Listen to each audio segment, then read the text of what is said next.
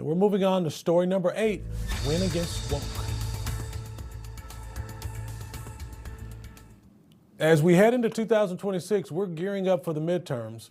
Now, the Hill out with their list of ballot measures to watch, among them abortion, transgender rights, drugs, these and more. We're going to discuss with our political panel, host of Just Kira Davis. Kira Davis, she's also the author of Drawing Lines, Why Conservatives Must Begin to Battle Fiercely in the Arena of Ideas. Alongside her is founder of Lady Up America, Diane Canada. Kira, I'm going to start with you. Welcome, ladies, first of all, and Happy New Year to you.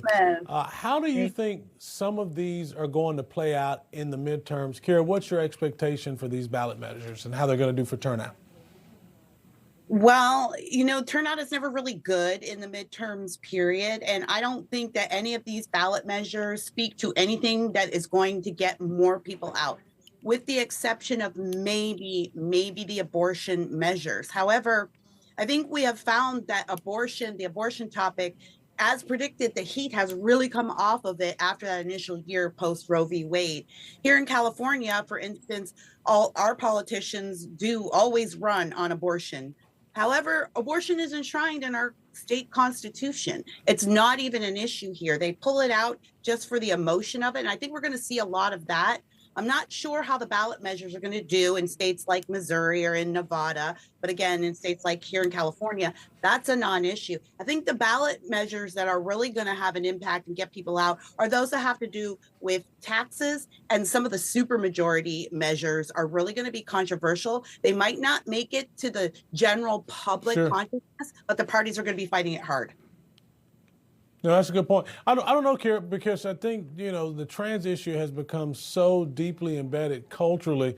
I do think that could be part of it. And in that state that you mentioned, your wonderful state of California, and your governor, the one and only Governor Gavin Newsom, he got some coal in his stockings this week, I think, for a lot of reasons. Let's get your thoughts, Diane. What are your thoughts on those ballot measures and what they may do for turnout? I do agree with Kira that it is tough to get people out in the midterms, but I do think that we've got Trump in office and he's a motivator and he may get them there. As far as the ballot measures go, I do think that some of these topics have died down a little bit. At least that's the sense that I get on the ground, that they're not as motivating as they were in the 2024 election. But I do think that there will be a lot of parents that are really still seeing the repercussions of this trans movement, like you were just saying, and that may be enough to motivate them.